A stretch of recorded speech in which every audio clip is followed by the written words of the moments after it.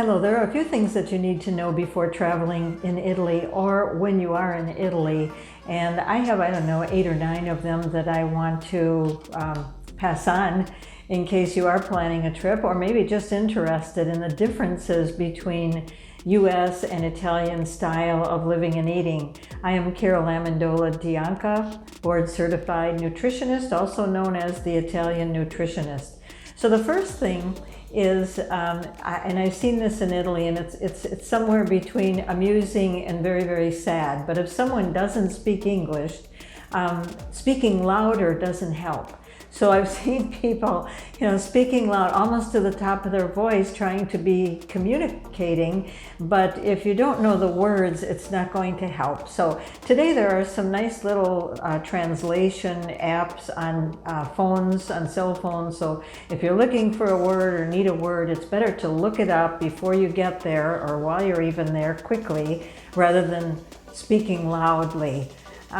The other thing is, if someone is going to the bar is very different than a bar here in the United States. The bar in Italy is primarily a coffee bar. Many bars will have alcohol there. They'll have a little bit of a alcohol shelf where you could get various alcohol in your coffee, but it's mainly for coffee.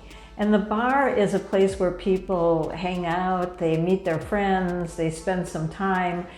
They can be doing it that way when it's leisure time, or in the morning it's a place where you just kind of slam an espresso down, or if it's early in the morning, a cappuccino, and then you're on your way. But that's what a bar is. So if you see names of bars everywhere, that is what they are talking about.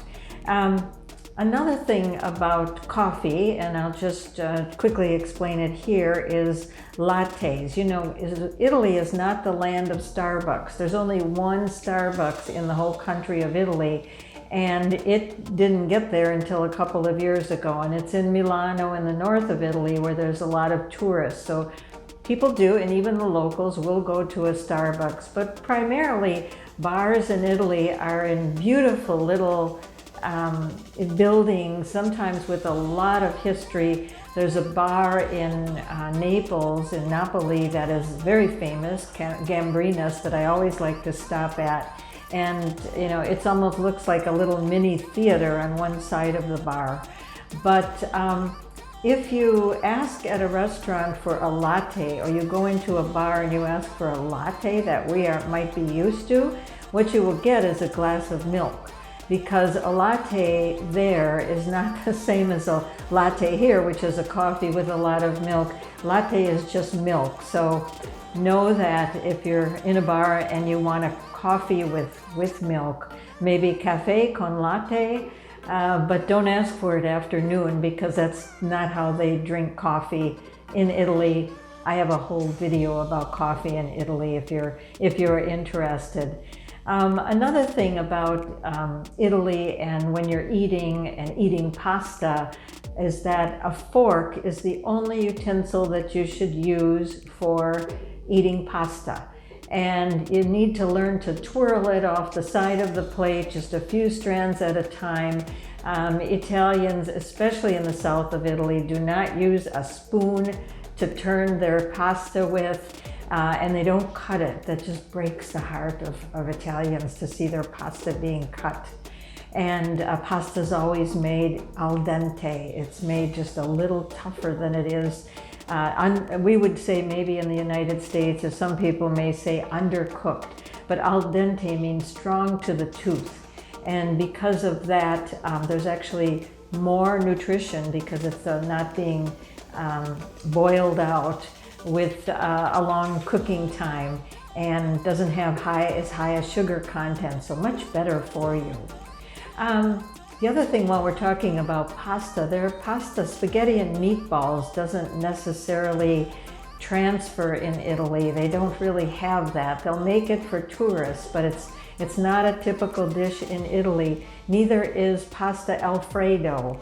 It doesn't exist there. Italian roast beef doesn't exist in Italy. Deep dish pizza. So these things, if you go there and you ask for them, you'll get a very strange look on the face. Better to just look at the menu, stay with the menu, and go with the food because it is so absolutely delicious. You won't be disappointed. Another thing about not to expect in Italy is a brunch. There's no such thing as a brunch. Breakfast is early, 7, 8 o'clock, maybe 8:30 in the morning.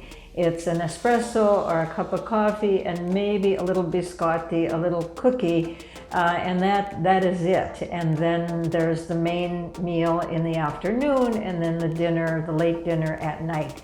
But there's no brunch. I'm amused when I think about my cousin that came here on his honeymoon with his wife, my cousin, and we spent a week together, and we went out to eat a few times, and we went to California, we went to Hollywood. He wanted to see Hollywood, and so there was no other way to eat but to go to restaurants. And one day, as we were having lunch at maybe, I don't know, 2 o'clock, 3 in the afternoon, he looked at me and he said, "It's always lunch here. È sempre a pranzo, always lunch." So they're very amused by that because there's the light breakfast, there's the lunch, and then there's the dinner, and that's pretty much it. There's not a lot of snacking and eating in between. So speaking of eating, don't plan on having dinner before 7 o'clock, which is even early.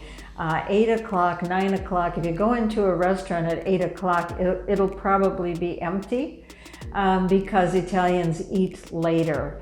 And, there's wisdom to this too. It's not like they're breaking the rules of Americans and eating wrongly. It fits with their lifestyle, which I have another video about that as well. And then the last thing is be careful how you ask for food, because if you ask for pizza with pepperoni, you're going to get pizza with peppers on it. So pepperoni, the little meats that we have here, is not the same as asking for pepperoni or pepperoni in an Italian restaurant. So that's it for now. Please subscribe to my channel. I'd love to have you a subscriber so I can send you more information. Carol Amendola Dianca, the Italian nutritionist. Thanks so much.